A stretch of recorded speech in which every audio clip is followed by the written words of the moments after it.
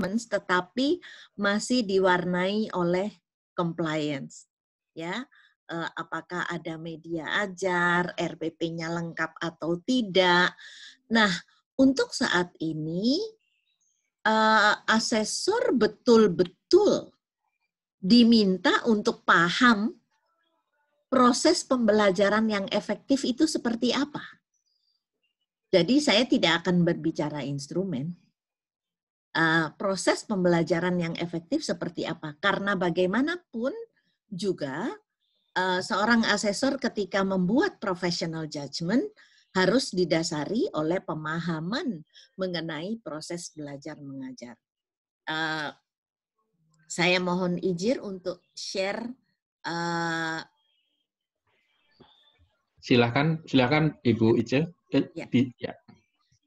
Pembelajaran yang efektif. Jadi saya mengacu pada proses pembelajaran yang efektif. Kenapa? Untuk menggugah kita. Jadi tujuan dari sesi ini adalah untuk menggugah kita semua proses pembelajaran yang efektif itu seperti apa. Sehingga nanti pada saat melakukan proses visitasi, ketika akan membuat keputusan ini mendapat nilai 4 atau nilai 2 atau nilai 1, itu betul-betul memahami. Kenapa demikian? Ini untuk betul-betul mencapai tujuan akreditasi guna meningkatkan kualitas pendidikan. Nah, pendidikan jantungnya adalah proses pembelajaran di dalam kelas. Mungkin Prof. Mukhlas sudah menjelaskan bahwa diawali dengan proses yang terjadi di dalam kelas. Proses yang terjadi di dalam kelas dipimpin oleh guru, kemudian lihat kualitas guru. Kualitas guru ditentukan oleh kualitas pemimpinnya. Bagaimana pemimpinnya mengelola proses pembelajaran guru dan mengelola penyelenggaraan pendidikan di sekolahnya. Nah, jadi saya izinkan saya mengambil quotation di sini dari Albert Einstein yang mengatakan, learning is an experience. Everything else is information. Saya mengingat di sini banyaknya guru yang sering saya observasi yang senang sekali menjelaskan. Yang senang menjelaskan, bukan memberikan pengalaman kepada siswa untuk memproses informasi. Nah, di sini salah satu penyebab dari tingkat literasi kita yang rendah antara lain adalah proses interaksi dalam proses pembelajaran yang kurang. Karena didominasi oleh penjelasan-penjelasan, sehingga siswa tidak punya kesempatan untuk berinteraksi. Quotation yang kedua saya ambil dari Patricia Cross. Dia mengatakan teaching without learning, jadi mengajar tanpa ada proses pembelajaran, is talking, hanya ngomong aja. Apalagi ketika itu sudah ada di buku, dijelaskan lagi. Meskipun di sana misalnya tampak menggunakan ini saya mungkin jadi co-host ya. Enggak apa-apa Bu Ice, kan memang memang kita jadikan co-host ya. Oke. Tapi ini orang yang akan masuk. Oh iya, mengganggu ya. Oke, Nggak apa-apa sih, nggak apa-apa. Baik, ya. Jadi dua quotation ini buat saya sangat penting sekali dalam konteks di Indonesia.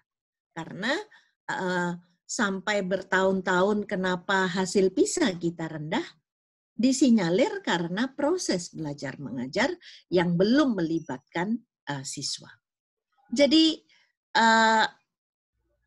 pembelajaran adalah serangkaian proses yang dipimpin oleh seorang pemimpin pembelajaran, bukan sekedar kegiatan. Nah, di sini guru adalah pemimpin pembelajaran yang mana tugasnya adalah membuat anak bergairah untuk mengikuti proses pembelajaran. Aduh, ini enak ngomongnya. Tetapi prosesnya untuk sampai pada merangsang anak untuk berminat mengikuti proses pembelajaran eh, tidak semudah saya omongin ini. Nah, eh, ruang kelas sama sekali bukan ruang hampa. Karena anak-anak itu berasal dari lingkungan yang berbeda, membawa kulturnya masing-masing, membawa pengetahuannya masing-masing. Di mana di sini guru dituntut untuk mampu untuk mampu mengelola ruang yang tidak hampa tadi.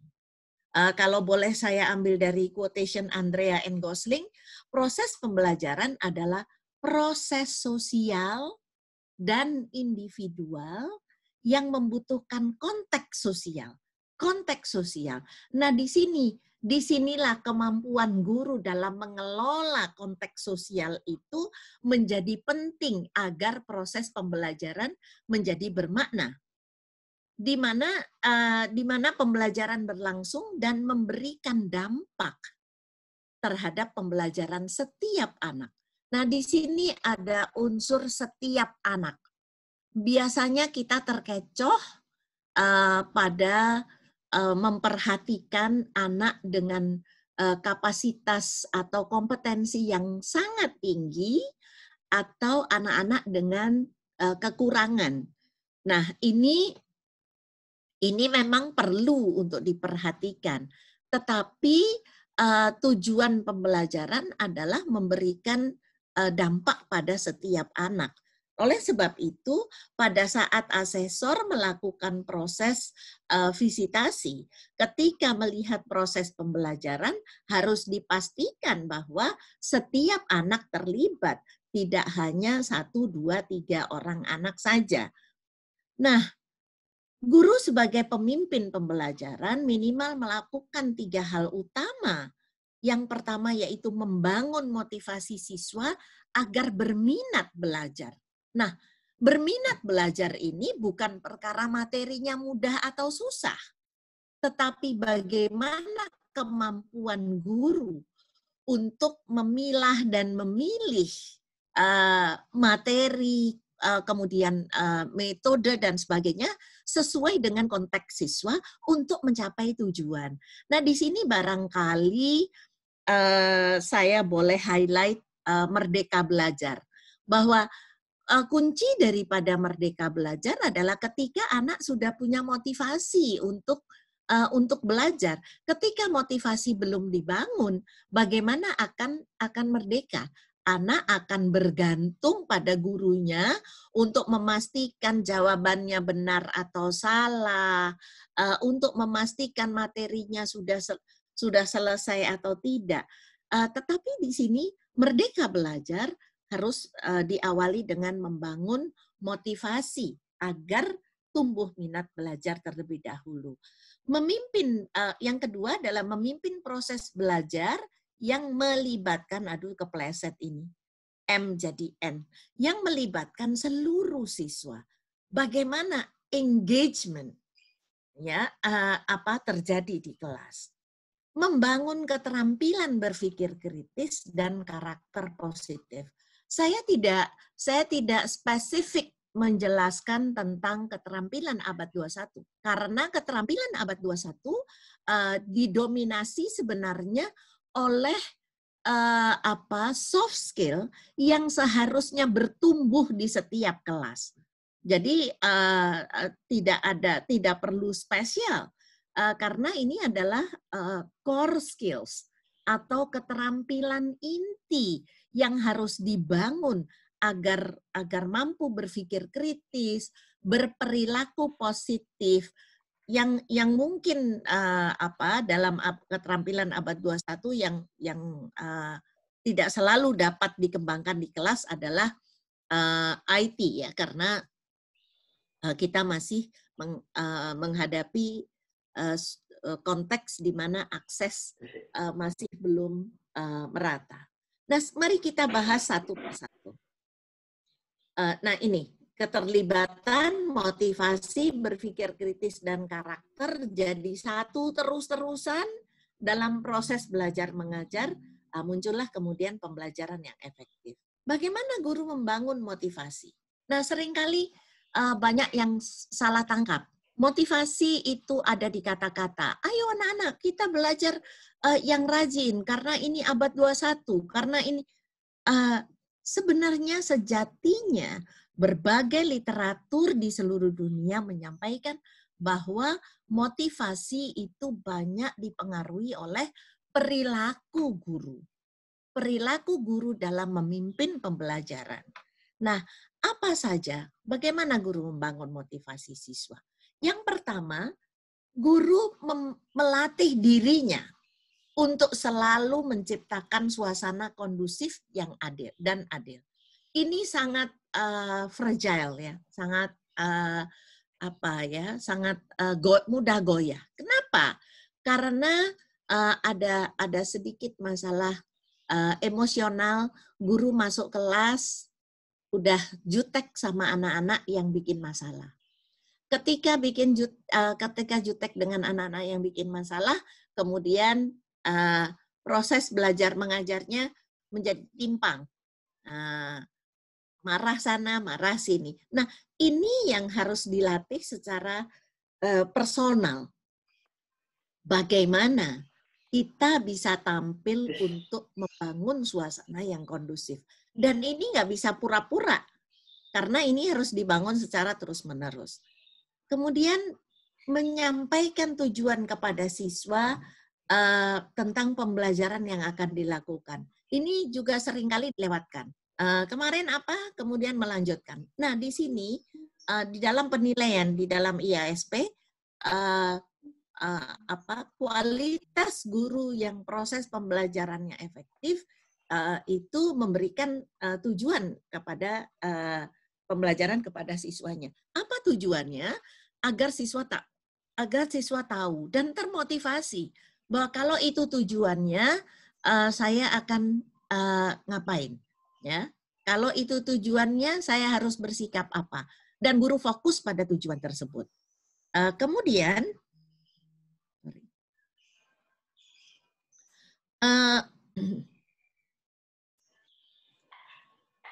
menghubungkan konsep dan hal-hal pokok yang dipelajari dengan pengalaman dan pemahaman yang dimiliki.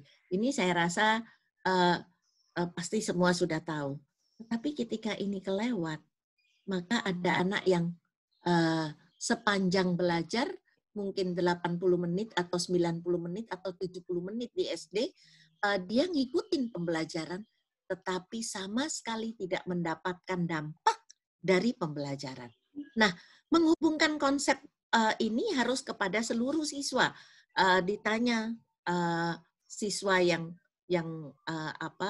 kemampuannya lebih, yang tengah, yang kurang, sehingga kita bisa memastikan bahwa semua anak join in dalam memulai pelajaran itu. Mereka secure, merasa tahu apa yang diomongin oleh gurunya. Nah, inilah yang perlu dicermati oleh seorang asesor ketika melakukan pengamatan di sekolah. Nah, kenapa kita belum tahu ya berapa hari akan proses visitasi itu nanti, tetapi memang fokus utamanya berada pada melihat proses. Kemudian, menggunakan berbagai representasi. Contoh representasi itu misalnya media ya, benda-benda dalam upaya melibatkan seluruh siswa. Jadi dalam upaya membuat siswa ngeh apa yang ini yang saya pelajari, guru harus menggunakan berbagai cara. Guru menghubungkan pengalaman, minat, dan situasi nyata kehidupan dengan pembelajaran. Nah, di sini proses pembelajaran yang efektif itu tidak bergantung pada alat, tidak tergantung pada materi, ya. Kemudian, guru memilih dan memanfaatkan teknologi maupun sarana lain dia. Tidak harus teknologi. Guna mendukung pembelajaran siswa.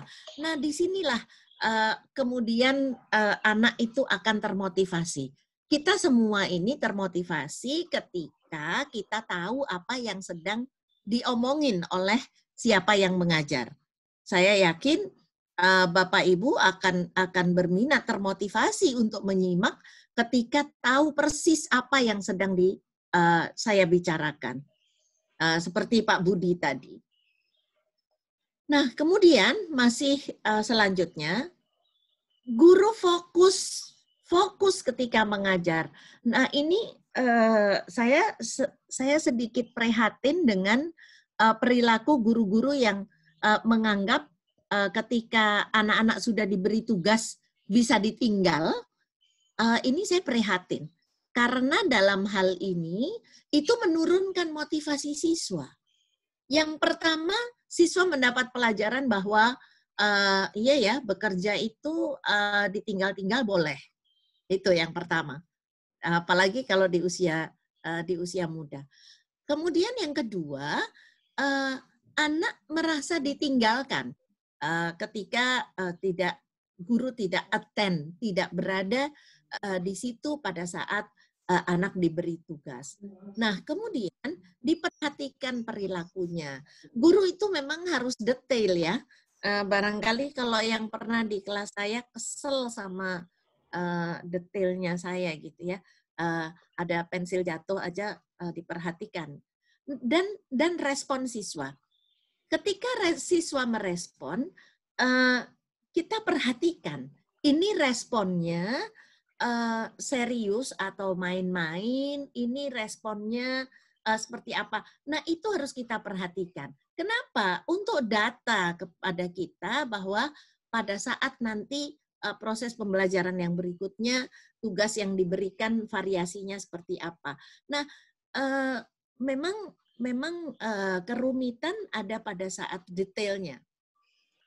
Memperhatikan hal-hal yang detail yang terjadi selama proses pembelajaran. Menyampaikan kepada siswa kriteria keberhasilan mereka. Jadi anak-anak ini ada tujuan pembelajaran dan untuk mencapai ini kita akan melakukan ini. Jadi mereka tahu target yang akan dicapai itu apa, ya. Nah, ini akan membangun motivasi, menunjukkan sikap positif terhadap pencapaian siswa. Kita tahu variasi kemampuan siswa pasti banyak variasinya, ada yang sangat mampu, setengah mampu, kurang mampu, dan seterusnya.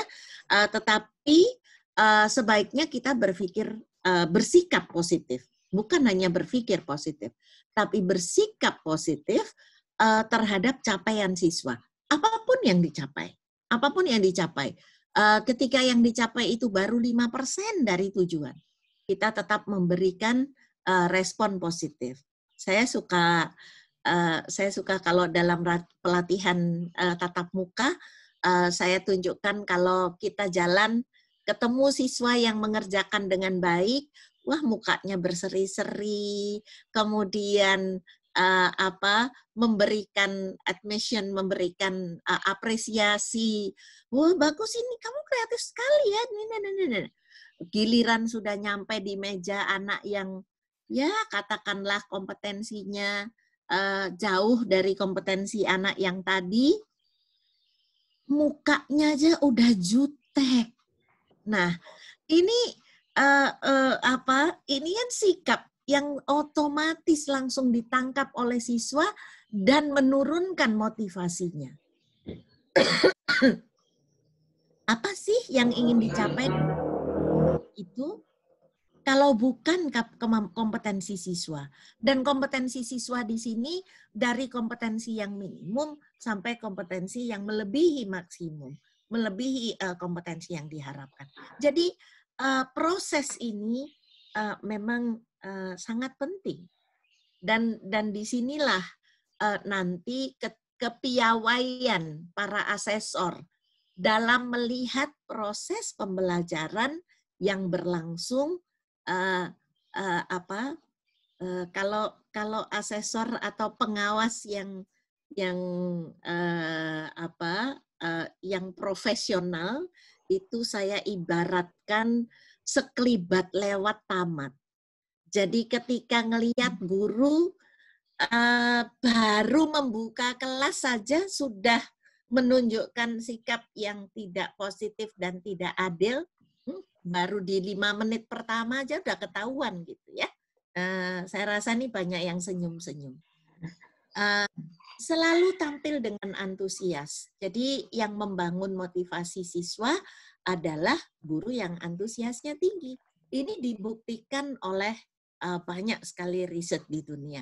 Saya tidak perlu menyebutkan satu persatu riset yang mana ya, karena di sini saya menyampaikan sebagai bagian daripada peningkatan kompetensi seorang asesor. Jadi ketika melihat guru masuk saja sudah tidak menunjukkan antusias, nah, bagaimana motivasi siswa akan terbangun? Nah, oleh sebab itu ketika nanti asesor melakukan observasi terhadap proses pembelajaran, harus random. Tidak bisa memilih, tidak bisa diberikan kelas yang sudah dipilihkan oleh kepala sekolah. Random. Kenapa? Karena kita ini bukan melakukan assessment terhadap hanya satu guru, dua guru, tetapi mewakili sekolah. Oleh sebab itu, secara random masuk dalam kelas.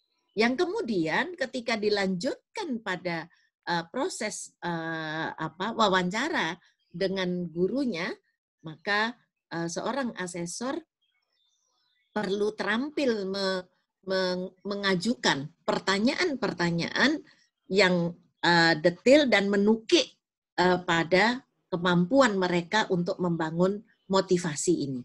Karena ketika motivasi tidak terbangun dalam proses pembelajaran, maka proses pembelajaran akan tidak terjadi. Karena ya kalaupun terjadi hanya pada anak-anak yang memang sudah membawa kompetensinya sendiri-sendiri. Ya.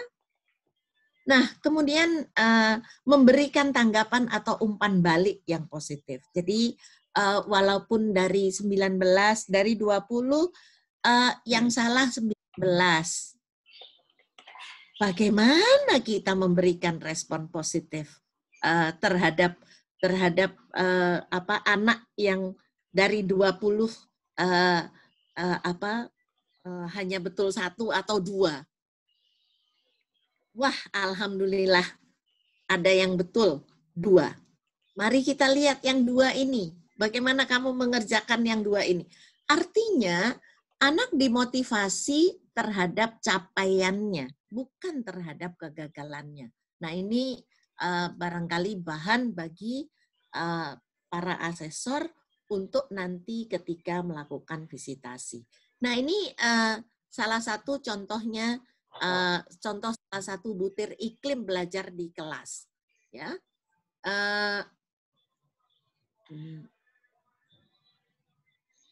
Nah, rumusan pernyataannya, suasana pembelajaran di sekolah dinamis, menyenangkan, dan siswa berpartisipasi aktif. Nah, bagaimana siswa akan berpartisipasi aktif ketika guru tidak bisa memotivasi siswa? Nah, ini kalau di sini level 4-nya suasana pembelajaran sekolah dinamis dan menyenangkan, ditandai dengan penataan kelas yang menarik, dan keaktifan antusiasme siswa dalam belajar, motivasi dan budaya belajar terlihat dalam suasana pembelajaran di sekolah. Nah, untuk mencapai ini, apa yang saya bicarakan dalam bagaimana guru membangun motivasi tadi, perlu menjadi perhatian seorang asesor.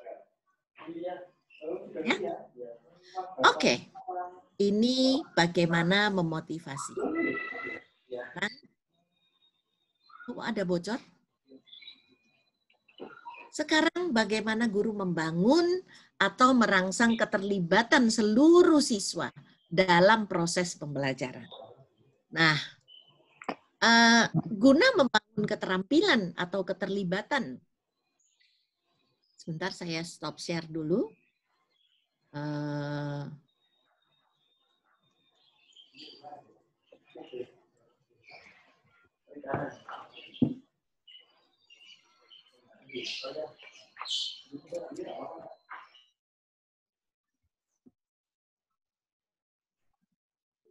Ya.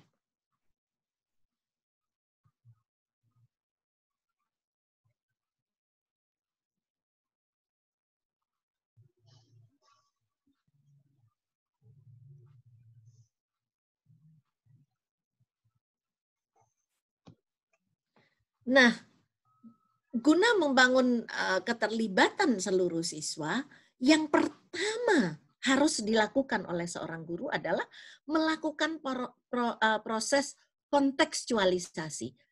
Biasanya ketika di dalam ketika asesor hanya mengamati RPP, apersepsi seperti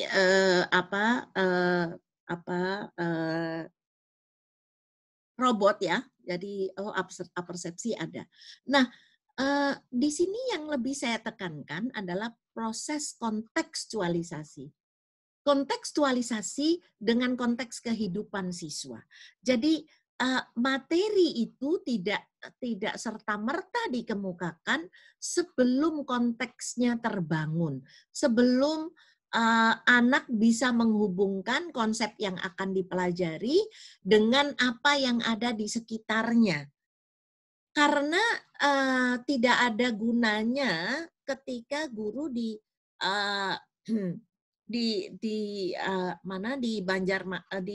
Sulawesi Selatan, di Tabalong, kemudian diberi konteks pelajaran yang ada di Jakarta. Kan pasti anaknya duduk di kelas, duduk manis, mengerjakan soal, menjawab soal, tetapi tidak belajar apa-apa. Tidak ada proses pembelajaran yang terjadi. Maka dari itu proses kontekstualisasi yang disesuaikan dengan kehidupan siswa ini menjadi penting agar siswa dapat terlibat. Kemudian bahasa yang digunakan oleh guru. Bahasa, saya menyadari bahwa di berbagai tempat daerah 3T masih banyak anak-anak yang tidak memahami bahasa Indonesia sepenuhnya. Nah, bagaimana di sana guru menyesuaikan bahasa Indonesianya, bagaimana kemudian dihubungkan dengan bahasa daerahnya. Nah, ini krusial sekali. Ketika bahasa guru tidak dipahami oleh siswa, karena guru mengedepankan bahasa formal untuk menyampaikan materi, maka proses pembelajaran tidak akan berlangsung secara efektif dalam diri si anak. Nah, apa sih gunanya guru mengajarkan? Memastikan ada proses pembelajaran. Nah, proses pembelajaran ditentukan oleh bahasa. Jadi, oleh sebab itu, kalau kita melihat pada kompetensi guru, kompetensi sosial dan kepribadian, ini sebetulnya menekankan sekali kemampuan guru dalam berkomunikasi.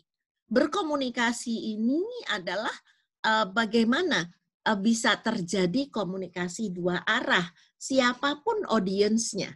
Nah, kalau audiensnya adalah siswa dengan segala keterbatasannya, maka guru juga harus mampu menggunakan bahasa yang dapat dimengerti oleh siswa. Tidak hanya semata-mata menggunakan bahasa Indonesia secara formal, tetapi anaknya nggak nyahok. Ya.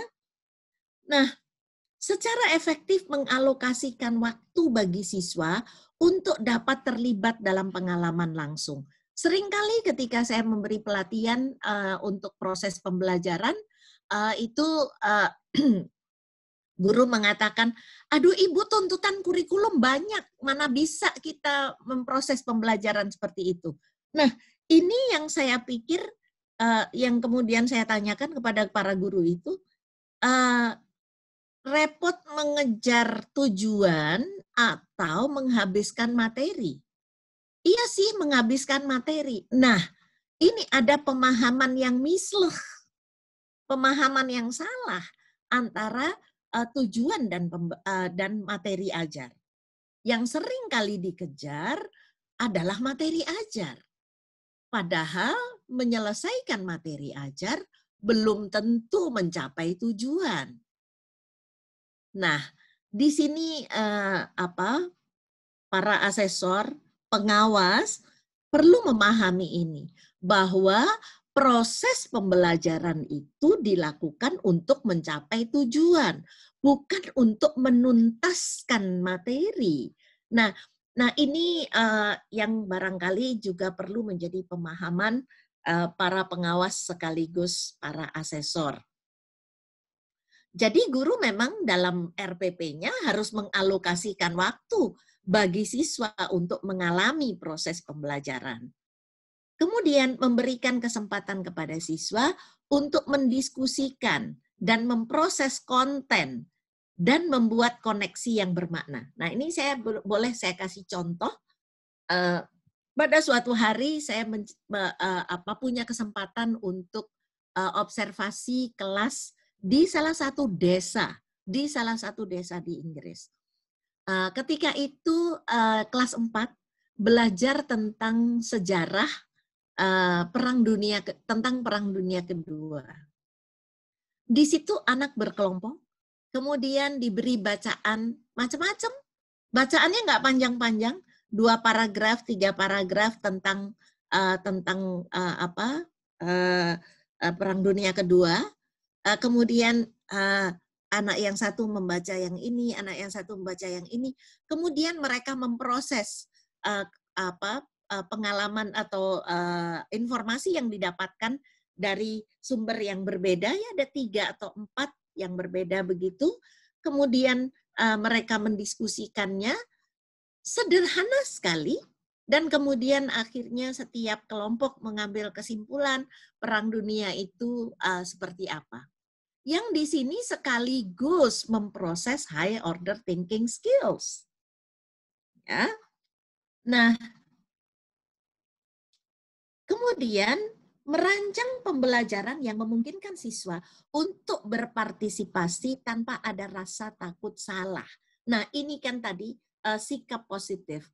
Nah, ketika kita ingin melibatkan semua siswa, ada anak-anak di kelas kita, pasti ada sejumlah anak yang selalu takut kalau membuat kesalahan. Takut walaupun gurunya tidak memberikan respon negatif, dia takut membuat kesalahan. Nah, inilah guru harus bisa mendeteksi mana anak-anak yang punya perilaku seperti itu.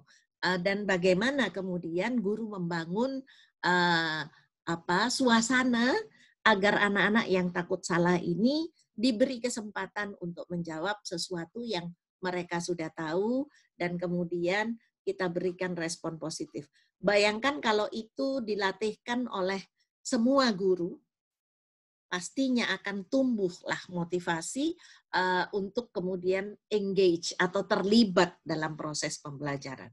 Ingat bahwa tanpa engagement, proses pembelajaran tidak akan mengembangkan, tidak akan memberikan dampak kepada siswa. Inilah sekali lagi saya refer pada hasil PISA kita yang kenapa terus-menerus pada level yang sama, karena engagement salah satunya ya adalah proses engagement, keterlibatan siswa yang masih relatif rendah. Nah, bagaimana membangun rasa bahwa kesalahan adalah bagian dari proses pembelajaran. Ketika saat ini informasi membludak, anak-anak ketika misalnya disampaikan di kelas tidak memperhatikan, di rumah googling juga akan bisa dapat informasi segala macam dapat. Dan ketika cuman sampai di informasi, maka tingkat literasi cenderung di level yang rendah. Nah, ini makanya proses pembelajaran ini memegang peranan yang sangat penting dalam proses akreditasi. Kemudian memahami tingkat pemahaman siswa dan mencatatnya. Nah, ini seringkali kelupaan ini dan mencatatnya sehingga mampu mengembangkan pertanyaan-pertanyaan di kelas yang sesuai dengan tingkat pemahaman siswa. Jadi ketika dalam proses belajar mengajar ini kita perhatikan bagaimana tingkat pemahaman siswa. Nah, ini kok dalam dalam pelajaran saya tingkat pemahamannya segini-segini aja ya. Kenapa dia?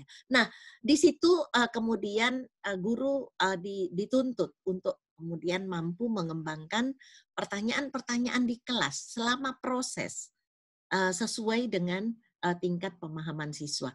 Nah, ini kemudian anak akan terlibat karena tidak ada pertanyaan yang terlalu mudah bagi anak yang kompetensinya tinggi dan pertanyaan terlalu susah untuk anak yang kompetensinya rendah.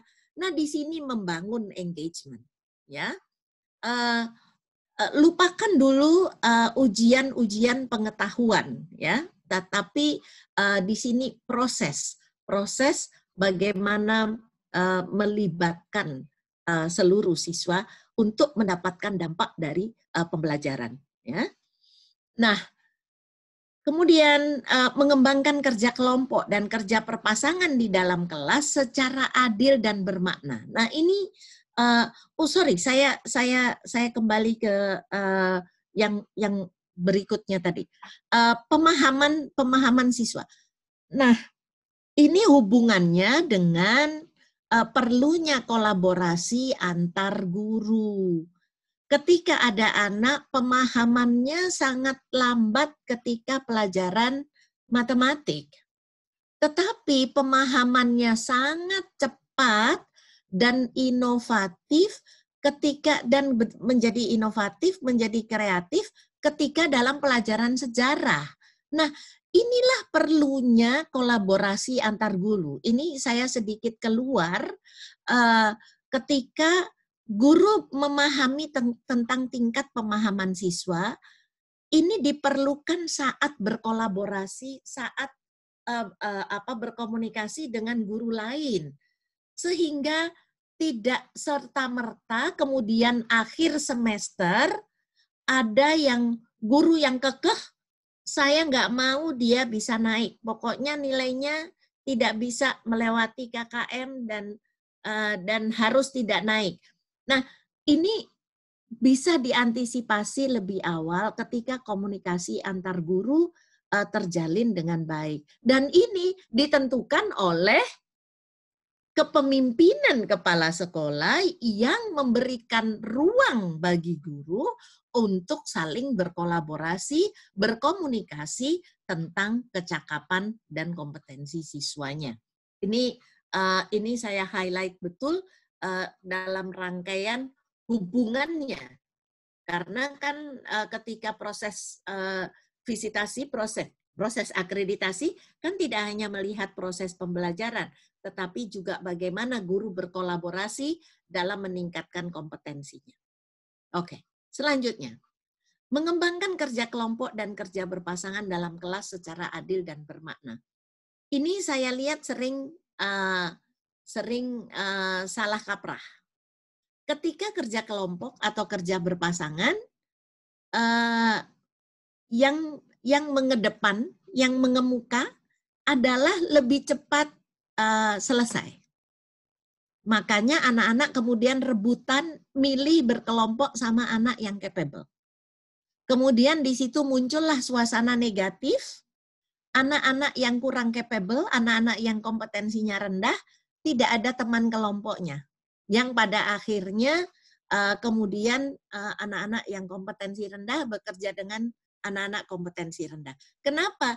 Karena aturan dalam kerja kelompok ini tidak terarah. Kerja kelompok semata-mata nanti yang dilihat adalah siapa yang cepat selesai.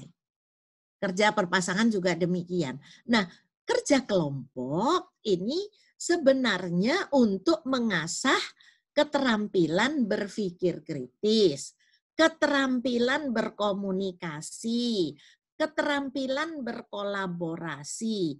Oleh sebab itu, guru juga harus menyampaikan bahwa dalam kelompok ini yang dinilai bukan hanya kerjanya cepat selesai, tetapi bagaimana kalian berkomunikasi. Nah, ini yang harus mengedepan, ya, sehingga keterampilan abad 21 yang harus dicapai oleh siswa itu akan tercapai lewat proses pembelajaran. Makanya saya tidak mencuatkan keterampilan abad 21. Kenapa? Karena ketika proses pembelajaran ini sudah berlangsung secara efektif, keterampilan-keterampilan itu, kompetensi-kompetensi itu muncul dengan sendirinya. Ya. Nah, kapan kerja kelompok itu mengelompokkan anak yang bisa dengan yang bisa? Kapan kerja kelompok itu mengelompokkan antar kompetensi, antar kemampuan. Jadi dan di sini kemampuan komunikasi, mengkomunikasikan hal ini kepada siswa itu menjadi penting. Bayangkan, sering saya jumpai ada anak-anak yang selalu kesulitan untuk berkelompok. Selalu harus dibantu gurunya harus merayu salah satu kelompok untuk ini ya, tolong ya, ini diterima ya di kelompok ini. Nah, ini sebetulnya kapasitas atau kompetensi guru masih harus dikembangkan di dalam membangun suasana sosial tadi.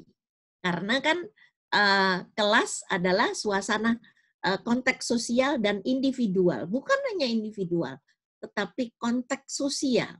Nah, bagaimana guru membangun konteks sosial ini sehingga semua warga dapat diterima.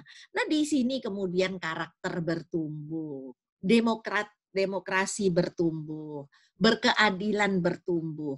Nah, semua ditentukan oleh si pemimpin pembelajaran tadi. Kemudian menyusun urutan konsep. Nah, ini yang sangat penting. Tidak hanya mengambil dari buku, tetapi bagaimana mengurutkan, bagaimana memotong, membreakdown, memecah pengetahuan yang akan disampaikan itu secara berurutan, dimulai dari yang mudah ke yang susah, dari yang konkret ke yang abstrak, ini harus terampil. Aduh, banyak sekali yang dituntut ya, memang. Dan ini mudah-mudahan juga bermanfaat bagi Bapak Ibu ketika menjalankan fungsi tidak hanya sebagai asesor, tetapi juga sebagai pengawas. Kemudian yang terakhir di sini, memberikan umpan balik secara teratur. Ingat Bapak Ibu, umpan balik itu harus instan, harus tepat waktu.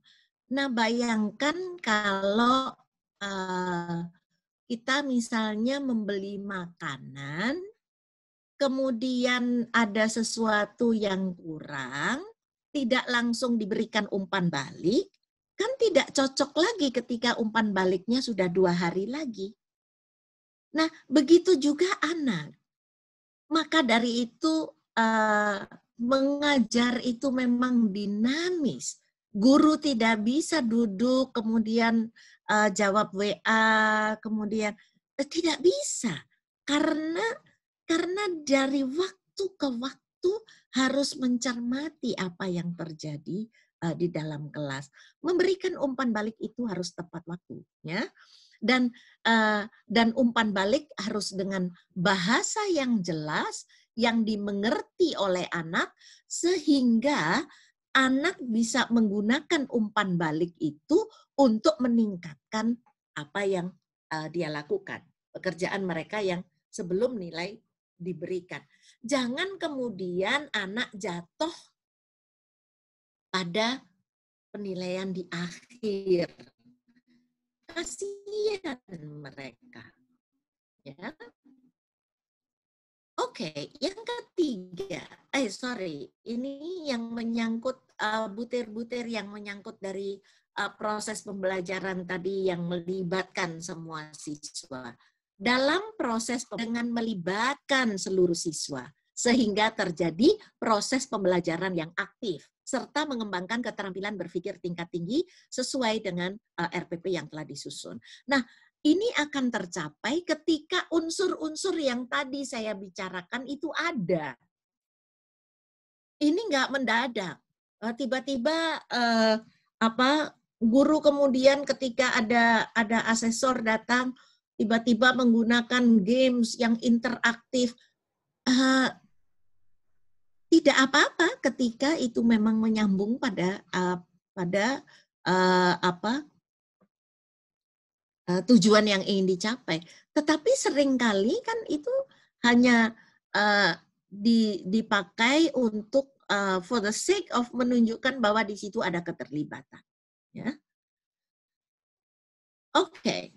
Kemudian, bagaimana guru membangun keterampilan berpikir kritis dan karakter positif?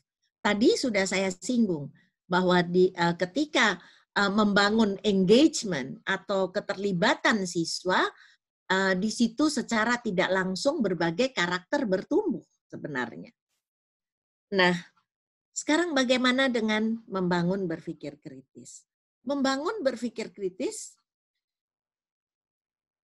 sorry saya stop share dulu, karena saya ingin fokus ketika menjelaskan.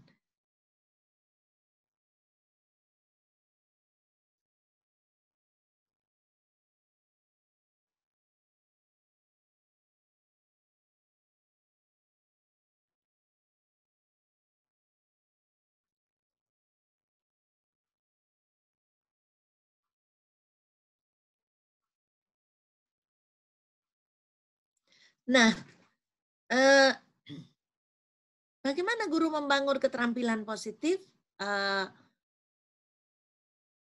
Yang pertama, terampil membuat pertanyaan terstruktur yang merangsang siswa untuk berpikir. Ini keterampilan tingkat tinggi. Kenapa? Karena bagaimana membuat pertanyaan yang merangsang untuk berpikir itu memerlukan kita memahami konsep secara detail, kemudian juga mempunyai tambahan pengetahuan sehingga kita bisa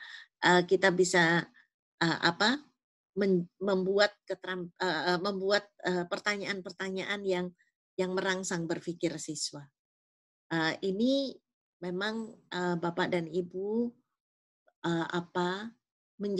memilih profesi menjadi pendidik ini ya memang tidak bisa hanya berkutat pada materi yang diajarkan atau mata pelajaran yang diajarkan, tetapi juga harus memiliki pengetahuan-pengetahuan lain yang terutama yang berhubungan dengan materi yang kita ajarkan, sehingga ketika membuat pertanyaan-pertanyaan itu bisa merangsang siswa berpikir. Yang kedua, memberi kesempatan siswa untuk merasa bebas mengajukan pertanyaan tanpa reaksi negatif dari rekan-rekan mereka atau guru mereka. Jadi dalam hal ini tadi, sebagai konteks sosial, seorang guru sebagai pemimpin pembelajaran harus mampu ruling, mendisiplinkan, membuat aturan, menyepakati aturan bahwa proses belajar mengajar itu adalah melewati proses ada yang salah, ada yang keliru, dan semua di dalamnya diarahkan untuk mendapatkan manfaat dari proses tersebut. Nah, bagaimana ketika anak baru menjawab, kemudian temannya sudah bersorak, dan gurunya diam aja. Nah, ini akan awal daripada ketika kita membangun berpikir kritis, maka maka yang pertama harus tersedia adalah keberanian siswa untuk bertanya, untuk menjawab pertanyaan, takut disorakin teman-temannya, apalagi di SMA. Ini sangat krusial pada usia SMA. Memimpin siswa melalui proses bagaimana menghubungkan antara satu konsep dengan konsep yang lain. Yang diharapkan dengan melakukan ini, guru mengajari siswa untuk menghubungkan apa yang sudah mereka ketahui dengan apa yang sedang mereka pelajari. Nah, ini baik belajar online mau belajar offline, keterampilan ini harus muncul, ya. Kemudian tingkat pemikiran ini kelanjutan daripada yang sebelumnya, kemampuan untuk menghubungkan dari konsep yang dia sudah tahu dengan konsep yang sedang dipelajari, ini membantu siswa untuk membuat koneksi kapanpun memungkinkan. Nah, inilah membangun berpikir kritis, membangun literasi, ya. Jadi, kalau ini begini, kalau ini begini, yang akan membantu mereka mendapatkan lebih banyak pemahaman, ya. Kemudian mengajarkan siswa untuk membuat kesimpulan, memberi contoh dunia nyata. Jadi misalnya di sini memang pemanfaatan media ajar menjadi krusial. Ya, ketika kita mengajarkan membangun berpikir kritis, karena selalu harus dihubungkan dengan kenyataan, penggunaan media ajar ini sangat penting. Kalau ada internet, ya pakai internet. Kalau ada PowerPoint, ya pakai gambar PowerPoint. Kalau tidak ada, ya pakai gambar. Kalau tidak ada, pakai ilustrasi. Banyak sekali cara yang bisa dilakukan. Tetapi untuk membangun berpikir kritis, anak perlu dihubungkan dengan, perlu diajarkan untuk membuat kesimpulan. Misalnya, memberi gambar orang yang antre di dapur umum misalnya. Minta mereka untuk mengamati gambar, kemudian fokus pada detailnya, kemudian minta mereka untuk membuat kesimpulan berdasarkan apa yang mereka lihat dalam gambar. Ini melatih untuk membuat kesimpulan. Nah, pastinya setiap mata pelajaran mempunyai karakteristik sendiri-sendiri, ya. Dan untuk siswa muda tentang cara menyimpulkan, misalnya mengajarkan konsep cuaca. Kenapa dia pakai payung? Karena hujan. Kenapa tidak memakai payung akan membahayakan? Jadi latih mereka untuk membuat kesimpulan.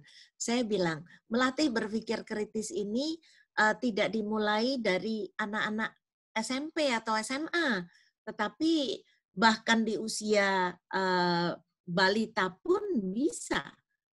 Contohnya misalnya ketika anak melihat kereta api, kenapa kereta api lihat ini kereta api beda nggak dengan mobil? Oh iya beda. Itu kan sudah belajar mengambil kesimpulan, ya. Nah di situ ketika asesor melihat apakah kemampuan berpikir tingkat tinggi dilaksanakan di dalam kelas. Ya. Kemudian mengajak siswa untuk membuat peta ide, untuk membingkai pikiran mereka dengan cara yang terorganisir. Misalnya bicara pasar, kemudian membicarakan apanya, pengunjungnya, penjualnya, barang dagangannya, kondisinya, dan seterusnya. Nah, melatih anak untuk membuat peta ide ini akan memudahkan mereka untuk berpikir secara terstruktur, untuk menghubungkan konsep dengan lebih baik, dan melihat hubungan satu dengan yang lainnya. Nah, ini akan membangun keterampilan atau kebiasaan membangun konsep. Nah, ketika kita melakukan visitasi, melihat apakah bagaimana proses belajar mengajar ini mengembangkan keterampilan berpikir kritis. Kemudian, ajarkan siswa untuk menggunakan metode langkah demi langkah ketika menyelesaikan masalah.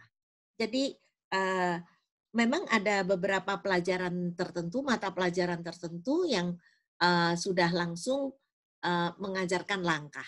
Contohnya matematik. Matematik itu banyak sekali membangun karakter, ya, membangun kedisiplinan, keteraturan itu ketika guru matematik bisa mengajaknya.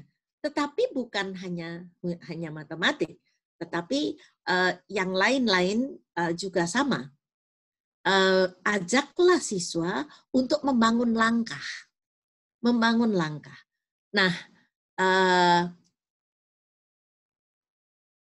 untuk membangun langkah supaya kebiasaan untuk berpikir runut ini tercipta, ya. Kemudian tidak selalu menawarkan jawaban benar atau salah. Ini yang seringkali kita kejebak, ya. Kayaknya hanya ada pelajaran, hanya ada jawaban yang salah dan benar, tetapi tidak highlight alasan-alasannya. Kenapa?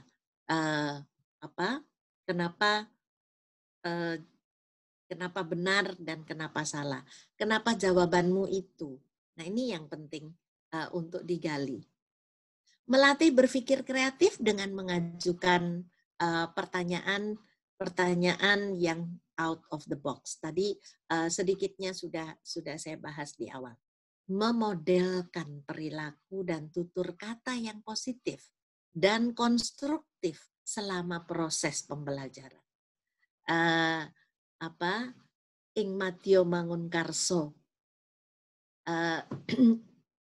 ing ngarso sung tulodo. Nah, ini teladan bahwa setiap langkah dan tutur kata guru itu menjadi pengetahuan sendiri bagi siswa. Apalagi siswa yang lebih muda. Melihat apa yang dilakukan guru secara spontan, dianggapnya itu pelajaran. Dan dibolehkan karena yang melakukan gurunya. Nah, oleh sebab itu, ketika nanti melakukan observasi di dalam kelas, pastikan bahwa setiap tutur kata dan perilaku guru di dalam kelas itu positif dan konstruktif, sehingga tidak menumbuhkan kecemasan siswa. Ingat bahwa kecemasan merupakan alat destruksi sel-sel otak yang tercepat. Ya. Bahwa suasana belajar yang negatif itu mendestruksi atau merusak sel-sel otak anak. Nah, ini butir 9 rumusan pernyataannya. Proses pembelajaran berlangsung secara efektif, melibatkan seluruh siswa sehingga terjadi proses pembelajaran yang aktif yang mengembangkan keterampilan berpikir tinggi. Mengembangkan berpikir tinggi. Ini mengulang dari apa yang saya sampaikan pada proses engagement tadi, karena di sini ada unsur proses berpikir tinggi. Nah, selain rumusan dalam proses pembelajaran, di dalam mutu lulusan juga ada. Siswa menunjukkan kemampuan berpikir tingkat tinggi yang dicirikan dengan kemampuan berpikir kritis, kreatif, komunikatif, dan kolaboratif. Nah, inilah kekhasan dari IASP, bahwa antara satu komponen dengan komponen yang lain ini saling menyambung. Itulah sebabnya professional judgment seorang asesor menjadi penting. Dan untuk mampu melakukan atau memberikan professional judgment, ya diperlukan banyak sekali pendalaman-pendalaman kembali tentang suasana-suasana proses pembelajaran dan proses pengelolaan sekolah. Oleh sebab itu, sebagai kesimpulan akhir, oleh sebab itu seharusnya guru menumbuhkan kompetensi dan perilaku berikut. Ini masih dalam bahasa Inggris. Caring, peduli. Jadi yang pertama harus terbangun ini adalah perilaku peduli. Bahwa seorang guru itu semuanya harus menunjukkan kepedulian yang tinggi terhadap segala hal yang dilakukan. Ini kenapa saya ambil 8 unsur ini, karena 8 unsur ini secara literatur yang paling banyak diambil oleh para ahli pendidikan. Ya, jadi yang pertama caring, yang kedua fairness and respect, keadilan. Jadi perhatian yang merata kepada semua siswa, respect, memberikan penghargaan, penghormatan kepada seluruh siswa, menghargai siswa, siapapun mereka, ya. Interaksi, tadi sudah banyak kita bahas interaksi dengan siswa. Oleh sebab itu kemampuan komunikasi seorang guru memang harus handal, ya. Enthusiasm, bagaimana ketika kita mengajar tetapi kita tidak antusias. Masuk kelas aja sepatunya diseret, krak, krek, krak, krek, selamat pagi. Artinya antusiasme anak tidak akan muncul ketika yang datang ya tidak antusias, ya, dan tidak punya motivasi. Kemudian yang berikutnya, attitude, sikap guru terhadap pembelajaran. Ya, bagaimana guru bersikap positif. Tadi sudah kita bahas banyak sekali. Reflektif. Guru harus membangun kapasitas untuk mampu melakukan refleksi setiap saat. Kegagalan siswa bukan semata-mata kegagalan siswa. Oleh sebab itu, kemampuan refleksi harus terus dibangun. Yang ketujuh, bagaimana menangani anak-anak dengan kompetensi yang rendah dan kemampuan bagaimana menangani anak-anak dengan kompetensi yang tinggi. Ini slide terakhir dan ini slide ekstra yang merupakan efek daripada proses pembelajaran. Jadi ketika 8 kompetensi dan perilaku ini ada di dalam diri guru, maka saya yakin proses pembelajaran akan bisa dilakukan secara efektif. Terima kasih.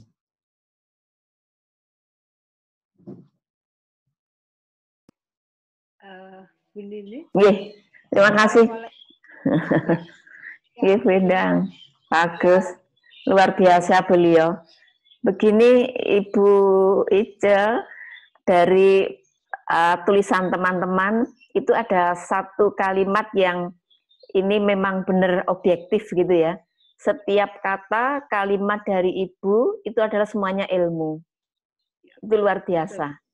Sehingga teman-teman nanti juga jangan khawatir, ini semuanya direkam, sehingga nanti bisa diulang-ulang begitu, sambil tidur boleh mendengarkan penjelasan Ibu Ica kembali. Begitu ya. Bu Endang, ini tadi saya umumkan di chat, bahwa untuk pertanyaan ini, kita akan memberi kesempatan kepada yang raise hand dulu. Begitu. Karena waktunya itu tinggal 15 menit, Bu Endang. Kita beri kesempatan ke raise hand dulu ya Bu Endang ya. Ya, baik. Sebelumnya saya ini Bunda, ini saya Bu Iya. Endang. Terima kasih Iya. sekali isian materi, benar. Setiap kata yang keluar ini sangat bermakna. Bermakna bagi kami semua, Bunda. Betul ya? Terima Ini kasih. dari tadi sudah banyak ini sebenarnya yang ingin tanya ya. Tapi ini karena kesempatan yang sangat terbatas, maka tadi yang raise hand kelihatannya Pak Ngakan dan Bu Umi, ya Bu ya? Iya. Bu Umi Jamil. Nanti PowerPoint-nya saya share. Iya, siap. Terima kasih, Bunda. Siap. Tapi ini ada yang mau bertanya, diizinkan Bunda Ice? Iya, monggo. Dipersilahkan Pak Ngakan. Pak Ngakan, ya Bu Nini ya? Iya. Pak Ngakan, halo. Ya, halo. Iya, dipersilahkan. Terdengar saya. Mohon maaf saya tidak pakai video. Iya. Karena jaringannya kurang bagus. Oke. Ya. Terima kasih. Bu Ice, selamat siang. Selamat siang. Ketemu lagi kita di tempat ini. Iya. Terima kasih sekali lagi, materinya, paparannya luar biasa, bernas. Jadi setiap kata memang sangat bermakna buat kami. Luar biasa pencerahannya. Menginspirasi kami untuk berbuat semakin baik ke depannya. Namun satu pertanyaan saya, dalam posisi kami... Pak Ngakan barangkali diperkenalkan dulu. Oh ya, mohon maaf. Ya. Mohon maaf ya, saya Ngakan Putu Suarjana, pengawas SD di Provinsi Bali. Pengawas Kabupaten Karangasem, Provinsi Bali. Pertanyaan saya, Bu Ice, terlepas dari materinya tadi yang begitu luar biasa menginspirasi kita, dalam posisi kita sebagai asesor yang dalam paradigma baru ini tetap kita ke sekolah hanya 2 hari kali 5 jam. Bagaimana kita bisa memainkan peran itu, Bu? Ada strategi yang bisa Ibu bagikan untuk kami sehingga peran untuk membangun memotivasi agar guru mampu memotivasi siswa, mengengage siswa dalam pembelajarannya, itu bisa kita laksanakan juga. Terima kasih. Iya. Boleh langsung saya jawab supaya nanti kalau pertanyaan yang sama Ibu, tidak boleh Ibu, overlap. esensinya bagaimana bekal nanti asesor itu biar mudah karena hanya dalam waktu terbatas tetapi mampu merekam apa yang ada di pembelajaran. Jadi di IASP ini selain butir tadi itu ada penjelasan yang yang relatif lengkap. Jadi misalnya ketika melakukan diskusi, contoh-contoh pertanyaannya itu ada. Oh iya, di petunjuk teknisnya ya. Jadi kami menyadari waktunya terbatas, oleh sebab itu tidak serta-merta kemudian ngarang sendiri pertanyaannya, tetapi sudah dibimbing di dalam petunjuk teknis. Ya. Jadi dalam petunjuk teknis relatif rinci untuk kali ini supaya bisa mengarah pada hasil yang lebih objektif. Itu Pak Ngakan. Ya, jadi ya mudah-mudahan sih ini betul-betul mengarah pada perbaikan. Real ya, Bu. Sekali bikin kemudian udah sempurna ya. Mari kita benahi sama-sama, tetapi ada petunjuk teknisnya. Iya. Siap begitu Pak Ngakan jawaban dari Bunda. Terima kasih Bu. Nanti kita akan sekali dan akan memahami petunjuk teknis lebih detail biar semakin asesor sudah mampu menerjemahkan apa yang kita observasi gitu. Iya, betul. Terima kasih. Iya. Selanjutnya Bunda ini ada dari Bu Umi Jamilah. Tadi silakan. Di mana Bu Umi? Terima kasih Bu Endang. Silakan Bu Umi Jamilah. Assalamualaikum warahmatullahi wabarakatuh. Waalaikumsalam warahmatullahi wabarakatuh. Sangat bagus sekali Bu Ice, terima kasih. Masih ingat dulu waktu di British Council Ibu. Ini Ibu, saya mau tanya satu saja pertanyaan saya. Barangkali Bu Umi diperkenalkan dulu. Oh ya, saya Ibu Umi Jamilah dari pengawas SMP Kabupaten Mempawah, Kalimantan Barat. Oh, iya. Kalimantan Barat, Ibu. Ya, ingat. Ya. Ini Bu, pertanyaan saya saya tertarik sekali 8 kompetensi guru yang tadi terakhir Ibu sampaikan. Sangat motivasi saya sebagai pengawas untuk menyampaikan lagi kepada guru-guru binaan saya, Ibu. Namun saya dalam benak saya selama ini kita sudah sering mengingatkan ibu-ibu guru, bapak ibu guru, sering observasi, supervisi di kelas tentang proses pembelajaran, Ibu. Namun kenyataannya masih saja kurang maksimal. Jadi kira-kira apa yang harus kita lakukan atau motivasi apa untuk menumbuhkan Bapak Ibu guru itu lebih bagus dalam peningkatan kualitas proses pembelajarannya Ibu di kelas. Terima kasih Bu Ica. Wah, ini kalau dalam waktu 1 menit, 2 menit sampai 15 menit mungkin tidak akan memuaskan ya.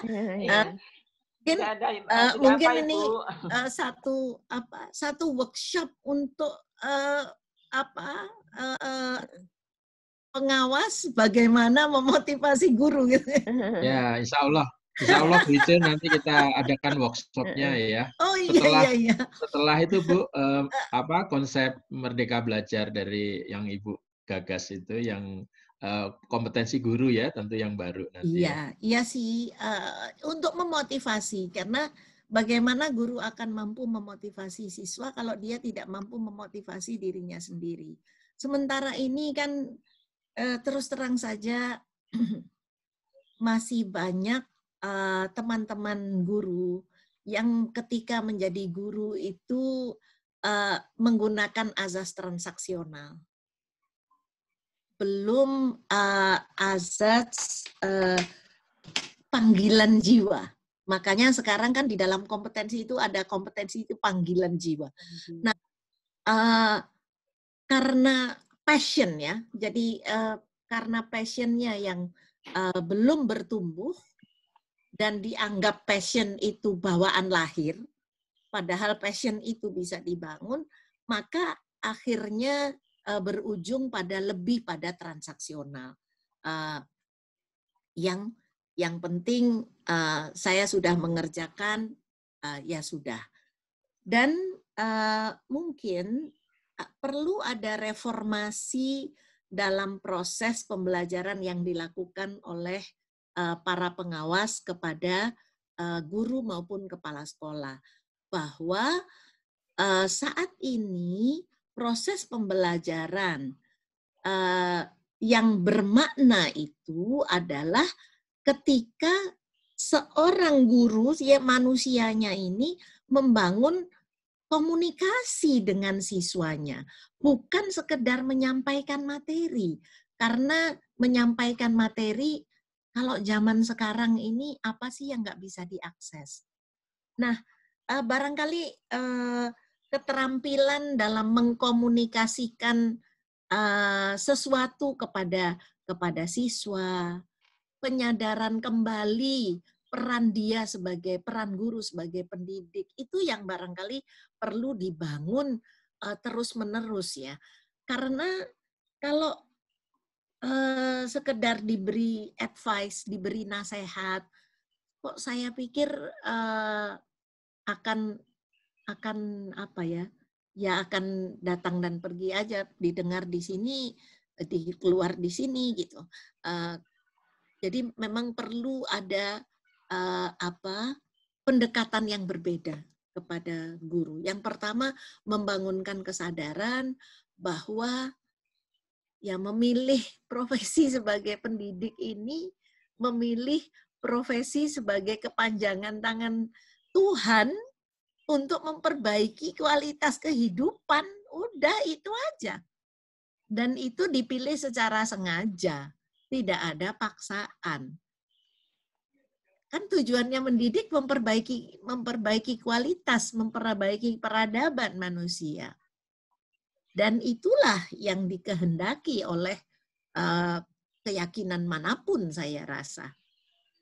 Ya, jadi perlu ada pendekatan yang berbeda dalam rangka meningkatkan kompetensi guru ini. Ya. Makasih Bu Ya. Ida. Iya. Luar biasa. Begitu Bu Umi, sudah Ya, sangat terima kasih. apa Bu yang Endang. disampaikan Bunda ya. Tombol kangen ya Bu Umi. Oke. Ya Bu.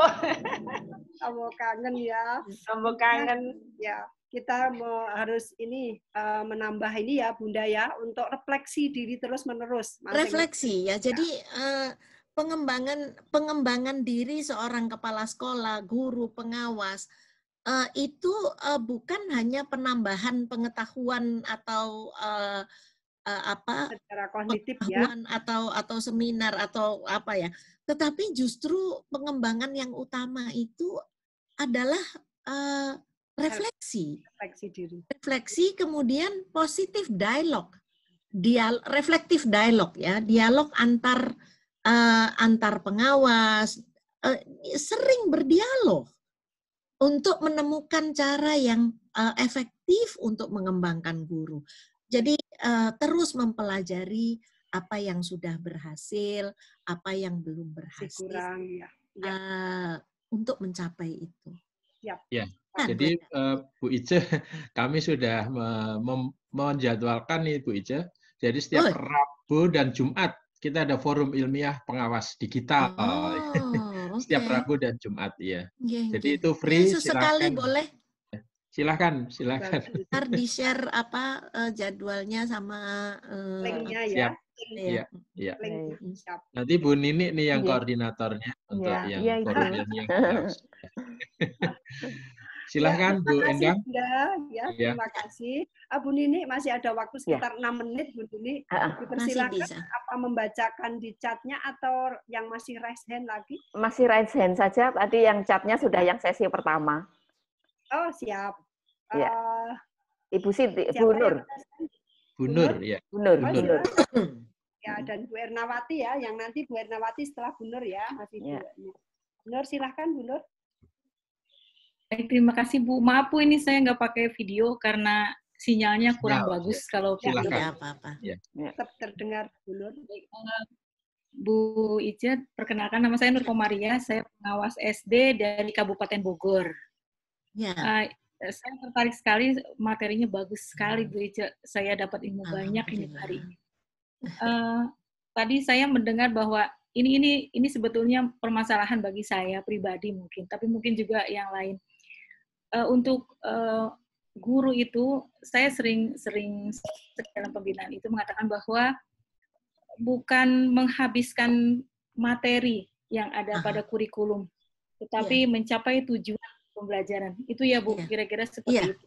Iya. Permasalahannya di lapangan Bu, itu bahwa PAS itu dibuat oleh tingkat kecamatan.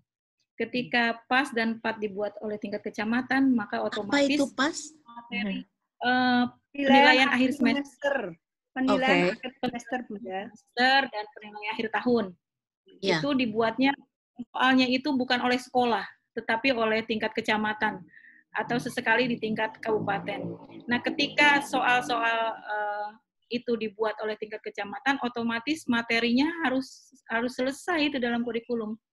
Jadi tidak bisa hanya mencapai pembelajaran. Saya sesekali menanggap bahwa harusnya tujuan pembelajarannya yang tercapai. Jadi bukan memberikan sejumlah materi pelajaran, tetapi memberikan bagaimana anak memiliki pengalaman belajar. Hanya itu permasalahan. Mohon solusinya harus seperti apa kami di lapangan ketika hal itu kami.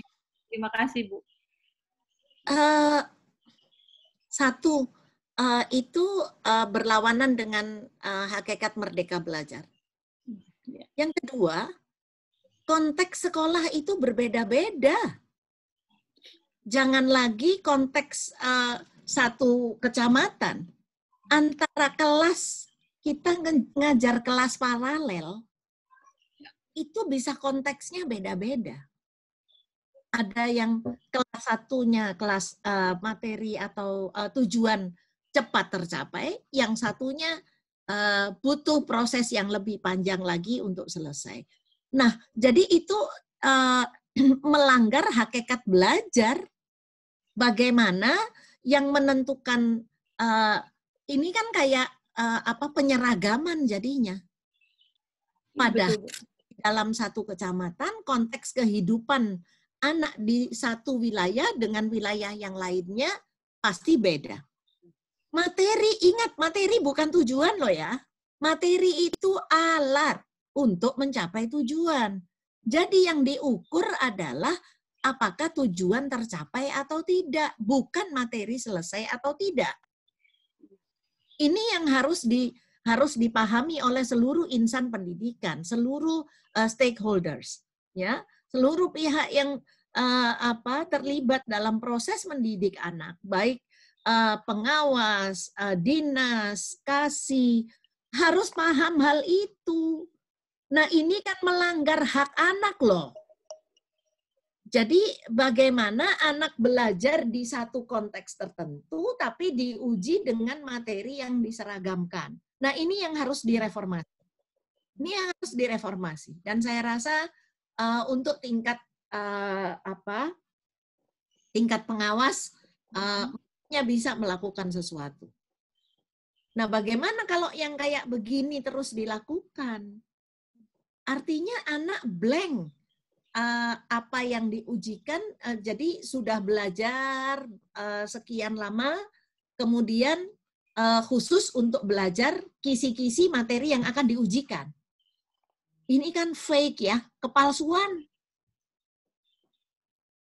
Kepalsuan. Jadi menurut saya ini harus direformasi. Nah, mumpung saya bersama asosiasi pengawas loh ini ya, yang sudah level yang tinggi, artinya punya kapasitas untuk menyatakan hal ini. Mari kita perdalam ilmunya supaya lebih pede pada saat menyampaikan hal ini. Ini melanggar hak anak. Melanggar hak anak.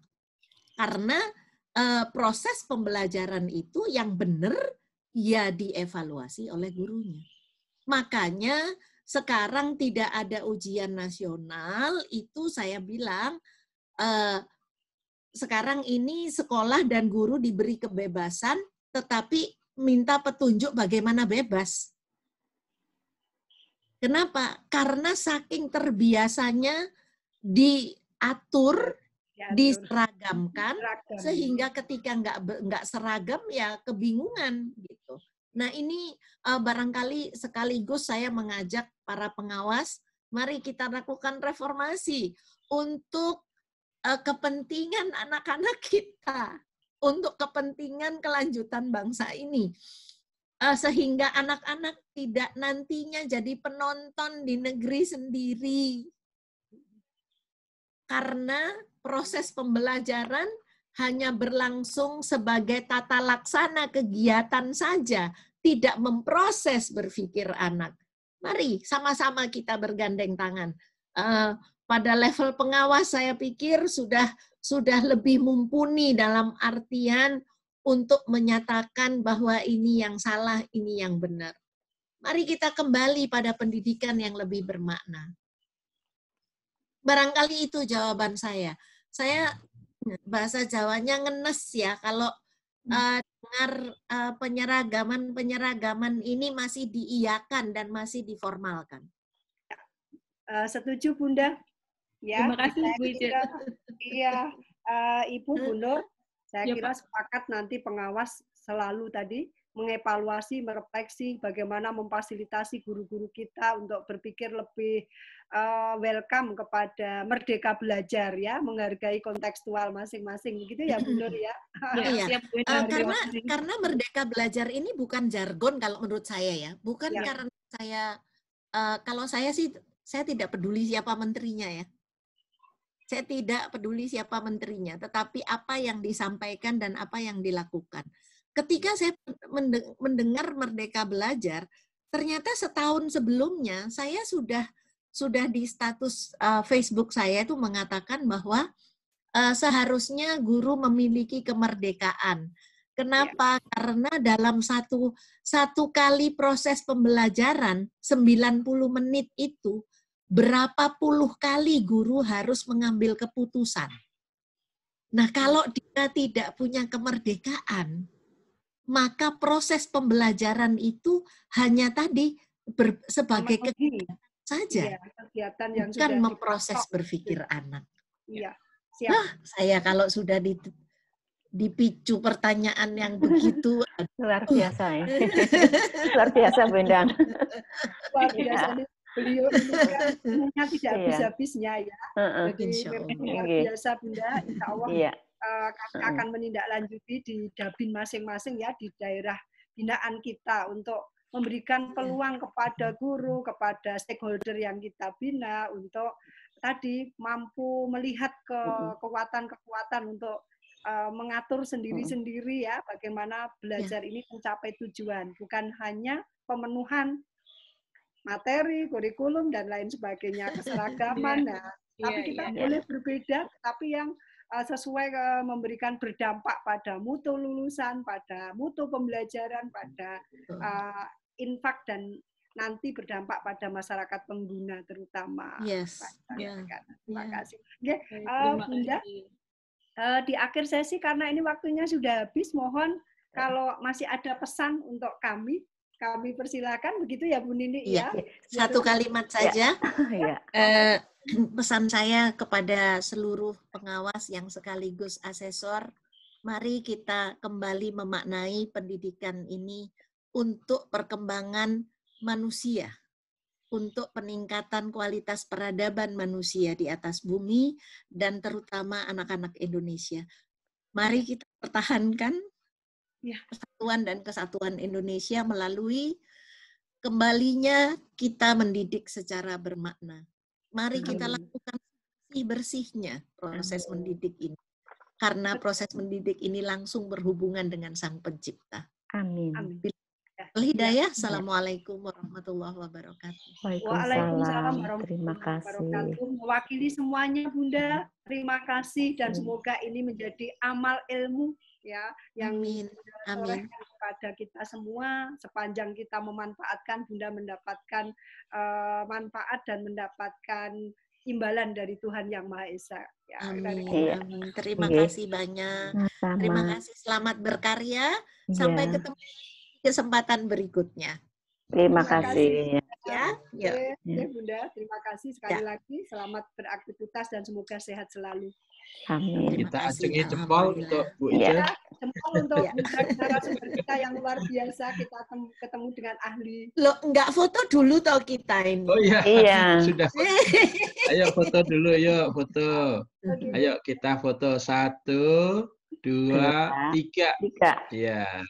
Print screen ya teman-teman ya, di print screen ya. Kita berikan jempol untuk Ibu Ica. Terima kasih, berjempol untuk semuanya. Assalamualaikum. Waalaikumsalam warahmatullahi wabarakatuh. Baik. Bapak Ibu yang saya hormati, Bu Nini, kiranya untuk materi yang kedua, berikutnya kita ambil kesimpulannya dulu atau ini ya sebentar ya Ibu ya, Bapak Ibu. Jadi intinya semua yang sudah dipesankan beliau sampai kesimpulannya itu perlu kita resapi bersama untuk kita merefleksi diri para pengawas ya. Iya Bu Endang. Bu Endang ini ada info penting nih untuk teman-teman ini. Info penting. Jadi teman-teman tadi yang di awal bersama Bu Endang dan Pak Agus, Ketua APSI kita, tadi sudah kita sampaikan masalah Anda itu adalah peluang kami gitu ya. Kami ingin melayani terbaik karena kita ini sekarang itu sudah berada pada dari kita, oleh kita, untuk kita. Jadi wadah kita itu sudah luar biasa. Maka ini menginformasikan nanti di kegiatan kita itu kelanjutannya masih panjang, di antaranya nanti kita akan mengadakan workshop, Bu Endang, workshop dari materinya menarik. Dari judul sangat menarik. Judulnya adalah yang pertama, ini peluangnya juga, yaitu makalah ilmiah. Ini menyikapi keinginan teman-teman ketika dilatih best practice, itu ternyata masih ada gitu kesulitan bagaimana best practice itu dikembangkan menjadi sebuah makalah gitu, makalah ilmiah. Maka kesulitan tadi, kendala tadi ditangkap menjadi sebuah peluang. Jadi itu nanti materinya. Yang kedua, Yang kedua, materi solusi. Ada masalah carikan solusi. Iya. Materi yang kedua itu judulnya itu luar biasa. Judulnya adalah Kanvas Keren. Di mana-mana enggak ada ini. Judulnya nanti materinya itu Kanvas Keren. Masih ada lagi yang luar biasa, yaitu ini judulnya best practice banget nih, yaitu PowerPoint mantul. Nah, workshopnya itu. Yang terakhir, materi dari workshop 4 hari nanti, itu tidak kalah menariknya adalah infografis top markotop. Nah, judulnya itu loh nanti. Seksi-seksi banget nih. Ya, gitu ya. Oleh karenanya di ruang ini akan semakin kuat nanti. Di ruang ini kan ada teman-teman yang baru. Kalau yang sudah ikut kegiatan, itu kan sudah mulai dari pengawasan digital, itu sampai ke 14, bahkan ini sampai ke 16 berkembang ini. Lalu best practice itu berkembang juga. Nah, ini masih berkembang lagi itu tadi, mantul-mantul tadi. Itu Bu Endang. Siap, berarti tugas wadah profesi ini benar-benar bermanfaat, berdaya guna, efisien, efektif ya Bapak Ibu. Dengan biaya yang sedikit, dapatnya banyak luar biasa. Tapi kalau tanpa biaya, saya kira tidak mungkin ya. Inilah Bapak Ibu, mari mengambil kesempatan untuk belajar terus-menerus ya. Ya, baik Bu Nini, masih ada info yang mau disampaikan? Satu lagi yang penting. Setelah sesi paparan materinya tadi kan terkait dengan compliance tadi, lalu disambung mutu lulusan, lalu disambung ini tadi adalah proses pembelajaran. Semuanya sudah direkam, nanti akan di-share lewat grup. Jadi jangan khawatir. Materi berikutnya Bu Endang, ini kan kita mau masuk kepada CBT gitu ya. Tapi ada pesan. Pesannya juga memperbaiki kelemahan yang kemarin. Begitu ya. Pesannya bukan Bapak bahwa di dalam CBT kita ini nanti ada hal yang sangat penting Ibu Bapak tidak boleh keliru, yaitu kaitannya dengan username dan password. Username dan password.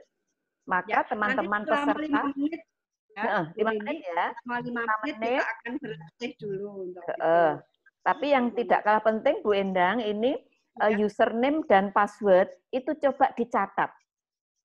Supaya nanti tidak saling bertanya saya belum dapat ini. Begitu sudah ada pendataan, penginformasian data, username dan password, Ibu Bapak tolong segera dicatat. Dicatat dulu Bapak Ibu semuanya. Bareng-bareng saja Bu, biar nanti waktunya itu efektif Bu Nini. Semua saat ini ya Bapak Ibu mencatat username dan password masing-masing. Ya, ini sudah kita share di grup username dan passwordnya teman-teman dicatat sebelum nanti kita ini ya Bu Nini, Bu Endang, sebelum kita berikan link untuk mengerjakan soalnya. Bagus. Mohon dicatat dulu Bapak Ibu. Sampai ini Pak Agus, sampai semuanya ready dulu Pak Agus. Ya, semuanya ready, baru kita mulai. Bareng ya. Bapak Ibu di CBT juga perlu saya sampaikan ini nanti Bapak Ibu akan berlatih mengerjakan dalam rangka persiapan uji kompetensi asesor. Jadi soalnya memang sudah soal menyeluruh dari IASP yang baru, kemudian pos akreditasi yang baru, berusaha menyesuaikan dengan materi yang terbaru, juga yang sudah disampaikan oleh para pemateri dari BAN. Kemudian jumlah soalnya Bapak Ibu 40 soal. Ya, 40 soal, waktu kita nanti 30 menit Bu Endang, dan teman-teman Bu Nini ini passwordnya username itu kan lebih banyak NIP ya Bapak Ibu, NIP. Tapi kalau kemudian di NIP-nya kok enggak sesuai dengan NIP aslinya, yang dipakai NIP yang di situ ya, yang username di situ ya. Yang angka yang di situ ya. Angka yang di situ username-nya, password-nya ada di sebelah kanannya, kolom sebelah kanan. Mohon dicatat, kalau sudah oke, ini link akan kita bagi, monggo Bu Nini, Bu Endang, waktunya dimulai 30 menit ya. Ya. Kita pastikan dulu. Dipastikan dulu Bu Endang. Semua Bapak Ibu, masih ada yang bermasalah? yang mungkin raise masalah hand ya. raise hand Raise ya. hand ya. Ini Bu Safrina, silakan mute-nya di Bu, di unmute Bu. Ya, halo Pak Jul, bantu kami. Ini Bu Safrina. Ya silakan Bu Safrina. Bu, masalahnya apa? Ini saya lihat password. Di password saya itu ada NIP saya untuk orang lain. Oh. Itu kelang dia nomor 175 Bu atas nama Safrina. 175. Iya. Kalau semalam itu passwordnya dan username-nya yang NIP saya dengan passwordnya XX324 itu sekarang naik untuk orang, NIP orang masuk ke saya. Gimana itu? Nggak apa-apa. Ya, yang dipakai yang ada di sini. Yang ada di situ dulu, Bu. Ini tim CBT-nya menggunakan password itu dulu, ya. Menggunakan password itu dulu sudah terekam di sana. Jadi Ibu tetap menggunakan password yang di Ibu. Oke, Bu Sabrina itu kan sudah ada di Ibu password Ibu ya. Bu Sabrina ya, menggunakan yang ada di nama Ibu. Ya, oke, Bu. Oke, biar dulu dipinjam sebentar saja Bu, nanti biar dibetulkan gitu ya. Oke, Bu Sabrina. Yang lain? Bu, ya. Silakan kalau masih ada raise hand aja. Kalau sudah berarti Bu, Ibu Dede Daryati raise hand. Ya, silakan dibuka Pak Toyib dibuka. Ya. Bu Dedi ya, di mana? Bu Dede. Silakan Bu Dede. Iya. Bu Dede dinyalakan itu. Silakan. Ya. Silakan. Di mute lagi Ibu kepencet ya, silakan. Oke. Bu Dede. Sebentar Pak. Halo? Ya. Kami dengar. Ya. Sebentar Bu, ini saya timbul tenggelam. Mohon pertanyaannya gimana Pak? Halo? Ibu mau tanya atau enggak ada yang bertanya. Tidak ada masalah dengan username dan password. Oh, ya udah. Untuk CBT, untuk latihan mengerjakan soal. Pak Agus, begini tampaknya. Yang raise hand itu kita turunkan dulu. Itu tadi raise hand-nya waktu pertanyaan awal. Iya. Jadi kita turunkan semuanya dulu. Turunkan dulu ya. Ya. Udah. Ya, sudah. Berarti kelihatannya sudah tidak ada masalah ini. Bu Indun. Silakan dibuka. Ya. Bu Indun, silakan. Bu Indun? Halo? Unmute, Pak? Ya, sudah itu. Sudah terdengar, Bu. Silakan. Passwordnya yang kemarin kan ya sama username-nya masih tetap? Enggak, yang di itu Bu. Sekarang yang ada di Excel itu yang dikirim itu sekarang. Pakainya yang itu. Ya. Ya, Pak. Excel, cek lagi. Dicek lagi ya. Dicatat. Yang pokoknya yang ada di situ ya. Nggak usah lihat yang kemarin. Oke. Kita berusaha mengerjakan dengan waktu yang sama, Bu. Mulai bareng, berakhir bareng 30 menit. Begitu kalau ini bisa. Sekarang saya share ya. Bisa ya Bu Endang, Bu Nini ya. Siap, mulai. Teman-teman siap ya. Linknya sudah dibagi. Silahkan Bapak Ibu. Kita berusaha. Silahkan dipakai HP boleh, dipakai laptop boleh. Ya. Tapi jangan dipindah-pindah ya Bapak Ibu. Kalau HP terus, kalau laptop ya. Enggak, ini hanya latihan ya. Hanya latihan saja. Username dan password harus di satu media. Kalau laptop, kalau di HP. Tidak boleh bolak-balik, nanti malah tidak bisa mengerjakan.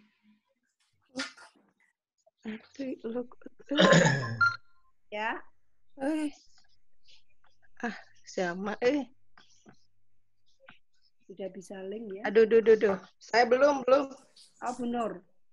Ya. Buka di ya. Sudah saya mute. Ya. Mute. Sudah, Pak Agus. Waktu mulai mengerjakan ya, Pak Agus. Silakan. Ya, sudah.